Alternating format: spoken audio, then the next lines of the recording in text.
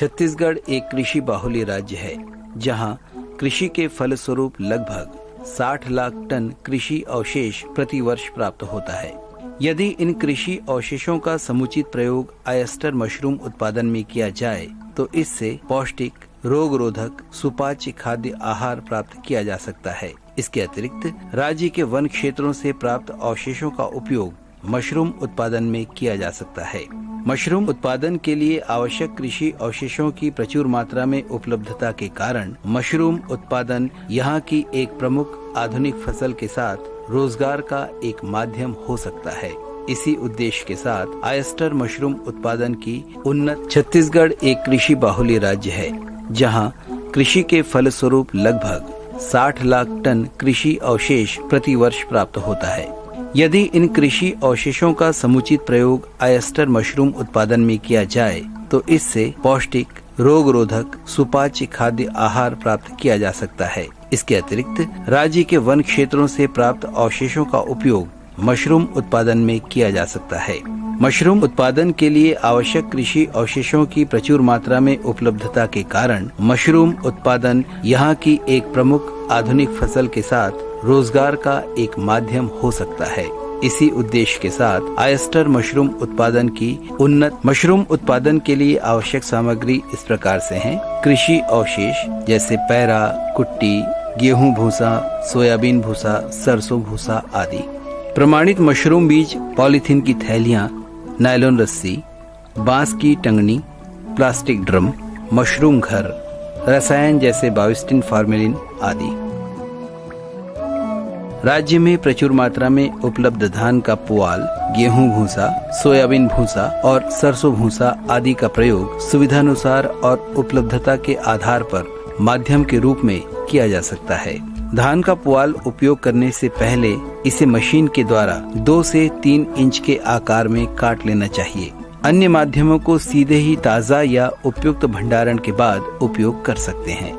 सबसे पहले सूखे 10 किलोग्राम माध्यम को ड्रम में 100 लीटर ठंडे पानी में रात भर भिगो कर रखना चाहिए, जिससे ये मुलायम हो जाए।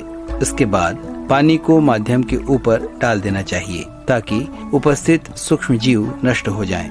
माध्यम के रासायनिक उपचार के लिए 100 लीटर पानी में 7.5 ग्राम बाविस्टिन और 125 मिलीलीटर फॉर्मेलिन मिलाकर घोल के माध्यम को 12 से 14 घंटे भिगोना चाहिए। प्रमाणित मशरूम बीज प्रयोगशालाओं से ही मशरूम का बीज प्राप्त करना चाहिए। अच्छा बीज संपूर्ण दानों को ढके हुए एकदम सफेद, रेशेदार और चमकीला होता है। में बीज का मिश्रण इस प्रकार से किया जाता है। माध्यम में बीज मिश्रण बिजाई मिश्रण विधि या तह विधि दोनों से की जा सकती है। मिश्रण विधि में संपूर्ण बीज 1 किलोग्राम को माध्यम में अच्छे से मिलाया जाता है, जबकि तह विधि में पहले 1 तह माध्यम डालते हैं, फिर बीज। इस प्रकार थैलियों के आकार के अनुसार माध्यम की 4 से 5 तह में बीज की 3 से 4 तह हो जाती है। पॉलीथीन थैलियों में बीज मिश्रण के उपरांत इसके मुंह को नायलॉन रस्सियों से बांध देना चाहिए और सुविधानुसार थैलियों में नीचे की ओर कुछ छिद्र कर देने चाहिए ताकि अतिरिक्त पानी निकल जाए और हवा का प्रवाह बना रहे। अब इन थैलियों को चिन्हित कर मशरूम घर में रेक विधि या लटकन विधि के द्वारा रख लेना चाहिए। चिन्हित थैलियों को 12 से 15 दिनों तक मशरूम घर में रखना चाहिए, जहां पर मध्यम तापक्रम 28 से 30 डिग्री सेंटीग्रेड हो, नमी 75 से 85% और कम प्रकाश और कम वायु का आवागमन हो। थैलियों का दैनिक निरीक्षण करते रहना चाहिए। 12 से 15 दिनों में मशरूम फफूंद की बढ़वार से संपूर्ण थैली सफेद दिखाई देने लगती है। बढ़वार पूरी होने के बाद फफूंद का कवक जाल इकट्ठा होकर सफेद दानेनुमा संरचना बनाता है। इसके बनते ही थैलियों से पॉलीथीन हटा देना चाहिए। पॉलीथीन हटाने के बाद माध्यम से मशरूम फफूंद के कवक जाल से पिंडनुमा संरचना बना लेता है। सफेद दानेनुमा संरचना आकार में बढ़ती जाती है, जो 5 से 6 दिन में एक पूर्ण छतरी का रूप ले लेती है। छतरी के किनारे अंदर या बाहर की ओर मुड़े, इससे पहले इसे तोड़ लिया जाना चाहिए। इसकी पहली तोड़ाई लगभग 22 से 25 दिनों में हो जाती है। इसी प्रकार दूसरी और तीसरी तोड़ाई 1 सप्ताह के अंतराल पर की जाती है। ऑयस्टर मशरूम उत्पादन की 2 अवस्थाएं होती हैं। इसमें पहली अवस्था को वानस्पतिक अवस्था कहते हैं, जिसमें कवक जाल फैलता है। दूसरी अवस्था को प्रजनन अवस्था कहते हैं। जब मशरूम फफूंद वानस्पतिक अवस्था से प्रजनन अवस्था में प्रवेश करता है, तब अनेक मौसमी कारकों में बदलाव लाना आवश्यक होता है।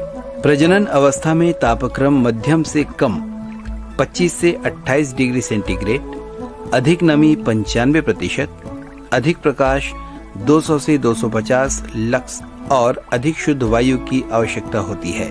पानी के 3 से 5 छिड़काव से तापक्रम और नमी को कुछ हद तक कम या अधिक किया जा सकता है। इसी तरह रोशनदान खोलने से प्रकाश और वायु दोनों को नियंत्रित किया जा सकता है।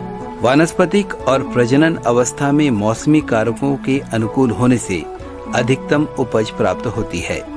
ऑयस्टर मशरूम की औसत उत्पादन क्षमता 70% जैविक क्षमता होती है, जबकि अधिकतम उत्पादन 100 से 125% जैविक क्षमता तक लिया गया है।